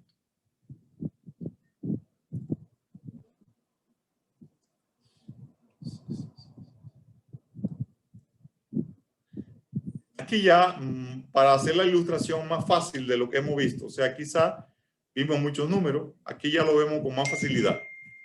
Suficiencia patrimonial debe ser mayor a el 15, igual o mayor al 15% del activo, ¿verdad? ¿Cómo se calcula? Tomamos el capital base. ¿Qué es el capital base? El capital base siempre va a estar compuesto por las reservas, por las donaciones, por los excedentes acumulados, por las aportaciones de los asociados, no por el ahorro. Entonces, ese capital base dividido entre el activo ponderado por riesgo al 100%, entonces debe ser, y multiplicado por 100, debe ser igual a un 15%, igual o mayor a un 15%. Y eso viene de los modelos de Basilea 1, 2 y 3 que se le aplican a los bancos. O sea, ustedes recuerdan que antes los bancos no tenían patrimonio propiamente, se manejaban, y la financiera, por eso quebraron y engañaron a mucha gente. Se manejaban con el dinero del público, pero los que constituían los bancos sencillamente lo administraban y lo gestaban. También las asociaciones. Sin embargo, ahora se le exige, por los contratos de Basilea, Basilea 1, 2 y 3, se le exige que deben tener una inversión y que esa inversión tiene que ser proporcional al riesgo identificado en sus operaciones. Entonces luego se hace la clasificación de la cartera y se hace la ponderación del riesgo. Esta clasificación lo que nos dice es que para cada nivel nosotros debemos tener la provisión. Nosotros podemos, tener una cartera morosa, pero al menos como plan de contingencia debemos tener la provisión por el monto de la cartera afectada. Eso es lo que dice el modelo. Ahí arriba vimos, muy fácil, mantener un capital de manera más sencilla, un capital institucional relacionado con el activo total que debe ser igual o superior al 15%, en el mejor de los casos. Y luego clasificar la cartera por los diferentes renglones, ¿verdad? O diferentes, hacer una clasificación del riesgo.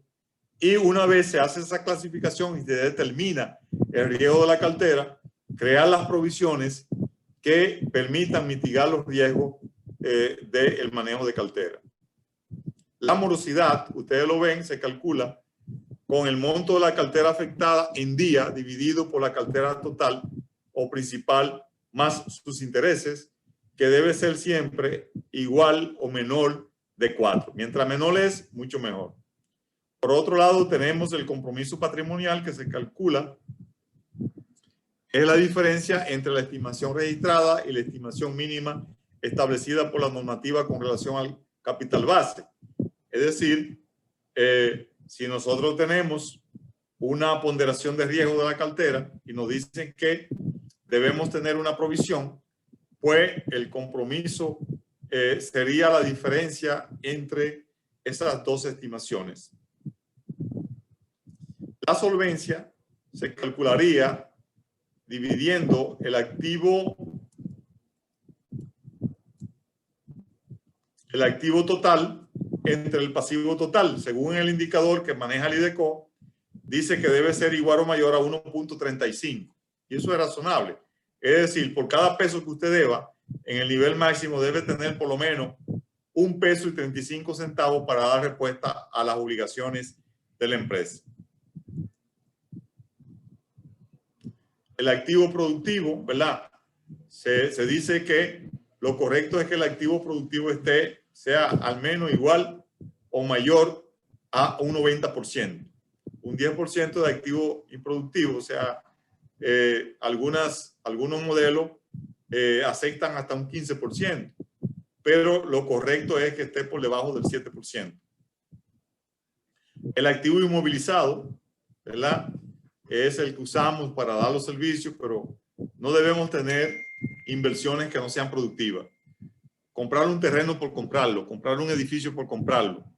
Lo compramos y lo vamos a utilizar, si tiene una utilidad y si va a producir. Y lo otro, las aportaciones totales al activo total. El apalancamiento, mientras menos debemos, pues mucho mejor. Cuando trabajamos con capital propio es mejor. Sin embargo, siempre hay que financiarse o de los socios o de las instituciones financieras de desarrollo, pero lo ideal es que si podemos trabajar con una masa monetaria que es propia del colectivo, pues los riesgos son menores.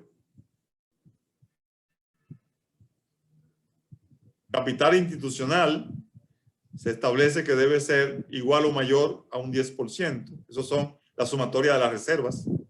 La rentabilidad por encima de un 1%, ¿verdad? Igual, el ROE por encima de un 2% de la inflación acumulada. Y el costo de manejo se relaciona a la inflación también.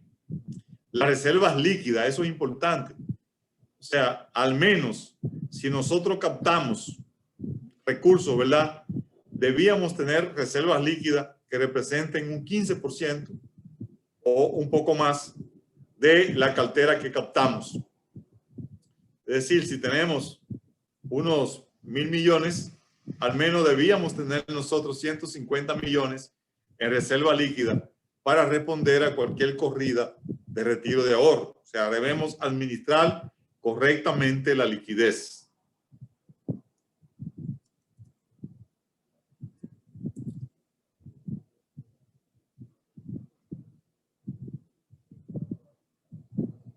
Y hay también algunos indicadores de crecimiento. O sea, podemos relacionar el total de los activos totales del año anterior con el año presente y medir su crecimiento. Igual, podemos relacionar los préstamos totales del año anterior con el año presente y establecer el porcentaje de crecimiento. Eso lo podemos hacer con todos los renglones del activo. Los créditos externos. Y hay otros indicadores que ya no son económicos, que plantea el sistema de autorregulación. Son los indicadores que tienen que ver con, por ejemplo, la satisfacción de los socios. Y vamos a pensar, yo no sé cuántos socios tiene su cooperativa, pero pensemos en los maestros, o pensemos en la Altagracia, o pensemos en San José, esas cooperativas que son grandes. En los maestros hablamos de 150, o sea, ¿cuál es el 10% de 150? De 150.000, 15.000 socios, ¿verdad? 15.000 socios inconformes, regados a nivel del país. ¿Cuál debía ser el crédito de esto? Entonces, decimos aquí que el nivel de satisfacción de los socios, eso lo hacemos a través de encuestas, al menos debe ser igual o superior al 90%. Lo otro es la penetración en el vínculo común. ¿Cuál es su vínculo común? Si en una cooperativa es una cooperativa cerrada de profesores, en una universidad, y la universidad tiene, qué sé yo, 5.000 socios. ¿Cuál es el porcentaje de socios que nosotros tenemos? ¿Y en qué porcentaje vamos a crecer? Son las cosas que hay que preguntarse.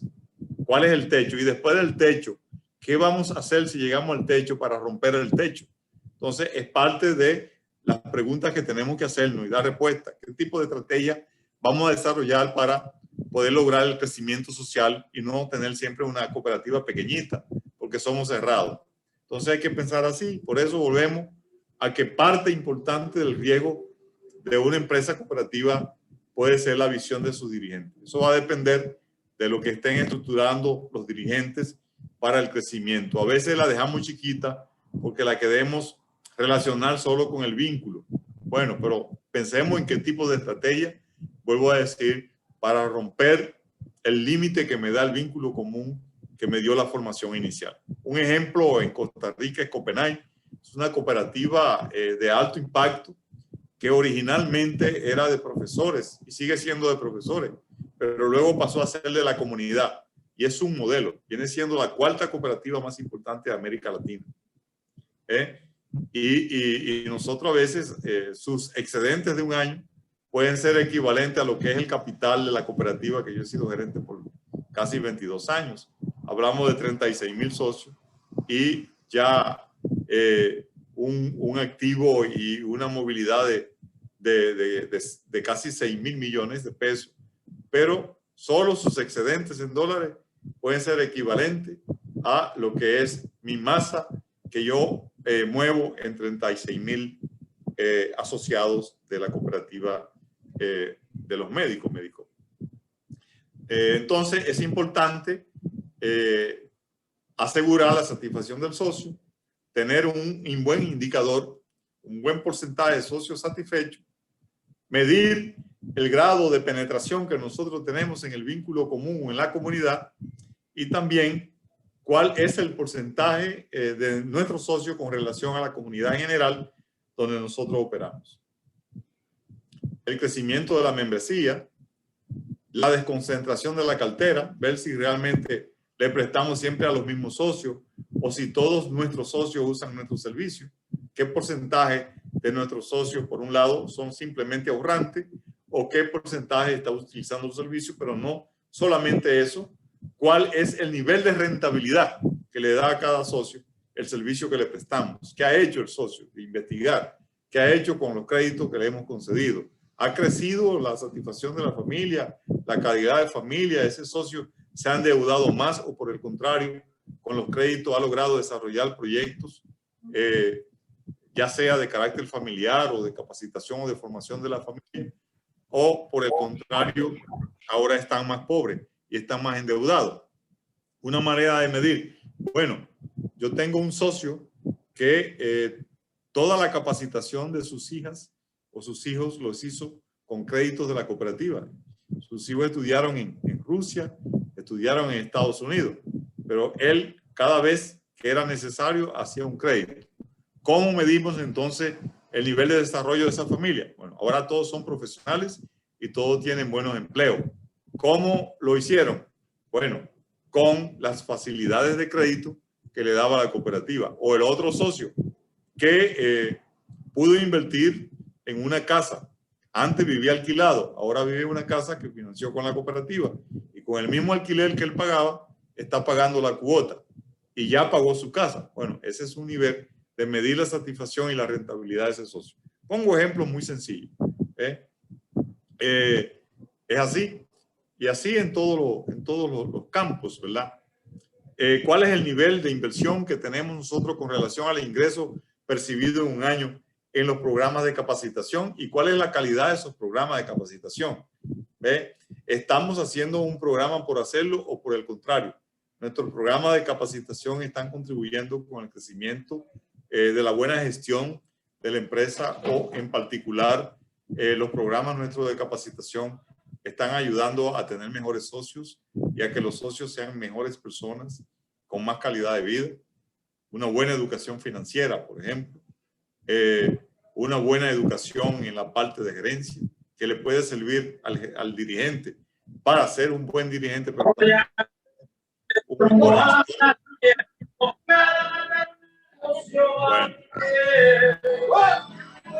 Bueno, ahora tenemos merengue.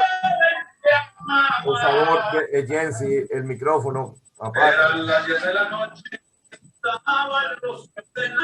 Señor Juan, usted le puede apagar el micrófono.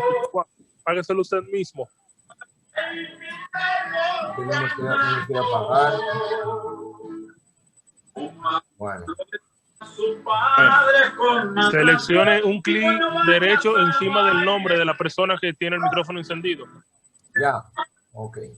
Perfecto. Bueno, hablábamos de la inversión en educación, pero también cuánto empleo creamos. Esos son indicadores sociales, ¿verdad? ¿Cuál es la participación que le damos a la mujer en términos porcentuales en el consejo, en los programas que realizamos? ¿Cuántas mujeres tenemos en nuestra cartera? ¿Qué han hecho nuestras mujeres? ¿Qué hace la juventud? ¿Cuál es el costo de la gobernabilidad? Y luego preparamos todos los años un programa de balance social y de ese programa, ¿cuál fue su alcance y cuántas metas cumplimos?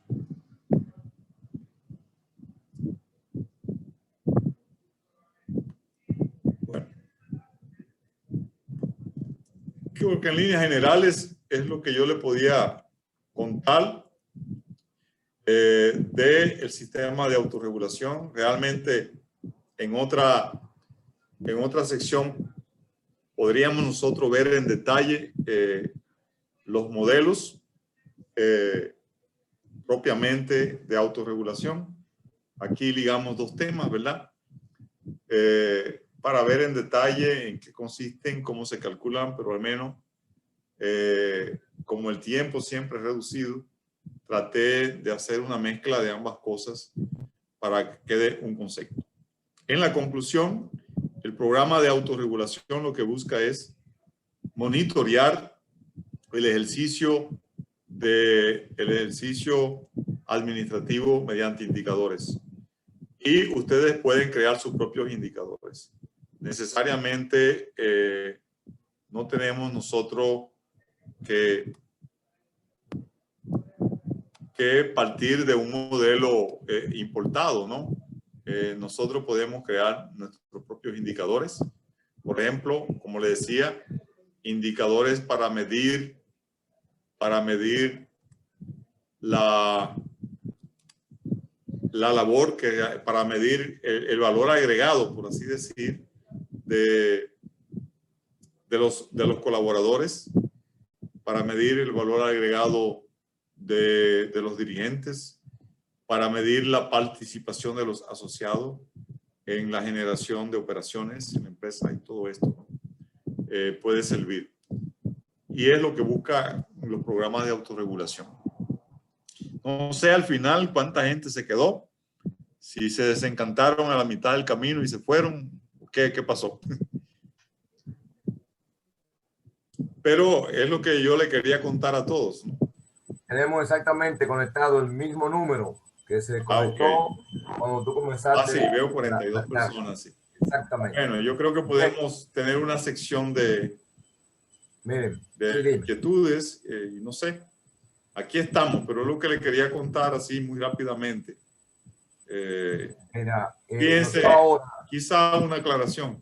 En el país, todas las cooperativas de AIRA usan el modelo de alerta temprana, fueron implementados por la gente de la DGRB, que lo han hecho también en América Latina, en muchos lugares, y ellos después desarrollaron su propio modelo.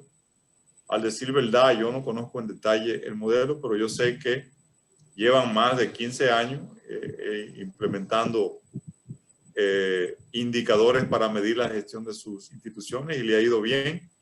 Entonces, las cooperativas que no están dentro del sistema, pues hace mucho tiempo también que el CONACO lo tiene ahí a la disposición, está en CD, está muy disponible, pero yo no sé si es porque el esfuerzo se hizo a ningún costo para la cooperativa y como no tenía costo, las cooperativas no le dieron el valor, pero para mí es muy importante conocer estos temas y aplicarlo. No solamente es que se quede en teoría, sino cómo usted lo puede aplicar en su cooperativa. Y si un gerente domina los indicadores, los programas de autorregulación, no solo puede administrar con facilidad una cooperativa, puede administrar cualquier banco, porque al final son los mismos indicadores. Lo único que es adecuado a la naturaleza de una empresa que es social. Muy bien, miren, entonces esta noche, por hoy hemos llegado al término del tiempo. Le va a estar llegando, bueno, ya tienen el material, le va a llegar ahora, Cátulo, le mandamos siempre un cuestionario de entre 10, 15, 20 preguntas que se formulan desde la dirección de la escuela para que los que están en el diplomado lo llenen y lo devuelvan. Como tienen ya el material, van ahora a la conferencia, la escuchan porque queda grabada y además la ven porque está en la plataforma de la SCOP, está en la plataforma, está en la página web, está en el canal de YouTube, en fin. Te agradecemos en el alma lo que vale el esfuerzo. No en vano me dijo Eddie que tú eras un maestro de la exposición y que iba a mantener el interés desde que se comenzara hasta que se terminara. Te tendremos presente para en algún momento que haya que hacer otro trabajo de esta naturaleza y te agradecemos en el alma lo que vale ese aporte. Gracias a todos ustedes. Permiso, Pablo, sí. disculpe, tengo una preguntita. Ok, exacto. ok. Sí. Usted mencionó algo de una norma de liquidez en alguno de los indicadores. Entonces yo quería saber si eso es una norma del IDECOP o cuál es esa norma, dónde la puedo conseguir. No, pero mira, en el material ahí te describe un poco de qué consiste el concepto, pero no es una norma del IDECOP. El IDECOP, cuando hace su evaluación, verifica la liquidez de la cooperativa, obviamente. Lo digo porque sí, había un indicador de sí, el calce a indicador, 30 días y a 90 sí, días. Entonces, exacto. decía como que para saber si estaba bien o no, se La debía ver la mayoría, norma de liquidez. sí, la mayoría de los programas de autorregulación, incluso los modelos de Basilea, lo que te dicen es que tú tienes que tener la reserva de liquidez en función del riesgo de la administración de tu cartera. Y entonces te ponen como estándar que el monto de la liquidez debe ser equivalente al menos a una cantidad igual o mayor al 15% de la cartera captada. Es decir, Okay. En el ejemplo, si tú tienes 2.000 millones, bueno, ¿cuánto es el 15% de 2.000 millones? O sea, 300 millones. O sea, tú al menos, que es lo que para los bancos, el Banco Central, le llama el encaje legal.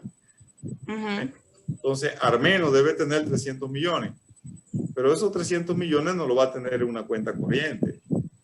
Tú lo vas a tener líquidos en certificados de depósitos, en inversiones tal vez en fideicomisos, en inversiones en bolsa de valores o en cuenta corriente, pero lo que se recomienda es que siempre esa inversión sea un activo de producción. O sea, no inmovilizar. Fondo de liquidez. Exacto, no inmovilizar, pero si por alguna razón, como ocurrió con la pandemia, en principio los socios empiezan a retirarte, usted tiene un colchón para dar respuesta a esos retiros. Cuando empezó la pandemia, allá hubieron muchos comentarios y muchas cosas, nos atacaron mucho por la radio, porque nosotros tratamos de administrar muy bien el tema de la liquidez. Y al final, en principio, mucha gente que tenía inversiones en certificados empezaron a llamar. Lo que ocurrió, lejos de producirse una fuga de capitales por retiro, que la gente pensaba que su dinero era menos volátil colocándolo en su propia cooperativa donde conocía a la gente y demás, porque todo el que llamó para hacer el retiro se le dijo, venga, que aquí está el dinero, cuando usted quiera. Al contrario, a nadie se le dijo, no, estamos en pandemia, espere, no, porque había una gran reserva. ¿Ve? Y eso es lo que se recomienda. No es que usted tenga inmovilizado el recurso, pero que sí tenga la reserva que le dé respuesta a cualquier contingencia que se le presente en el modelo de gestión. Los estándares de la mayoría, le vuelvo a repetir, de los sistemas de autorregulación y el mismo sistema de Basilea habla de un mínimo de un 15% de todas las captaciones. De acuerdo. Gracias. Siempre. ¿Hay alguna otra intervención? Sí, iba a preguntar sobre eso mismo. O sea, habló sobre las normas y quería saber si esas normas están escritas. A veces uno quiere tener algún tipo de referencia en el mercado, qué hay escrito, y a veces uno va a IRAP, que son los que llevan unas estadísticas ahí para ver cómo más o menos está el sector. Pero si hay algo como estas normas que se mencionan aquí, por lo menos uno verla, aunque no se estén aplicando por la mayoría, le da un concepto de referencia. A mí me gustaría saber quién la aplica o dónde encontrarla. Mi recomendación es que se lean todo lo que tiene que ver con Basilea 3. Henry, yo te voy a mandar. Basilea 3 van a encontrar todo lo relativo a la normativa financiera. Yo te voy a mandar, Henry, en el transcurso de la semana, la norma de 3 de Basilea. Te la envío, te lo prometo eso. Si tú ves que no te la envío, dame un toquecito seguido por WhatsApp.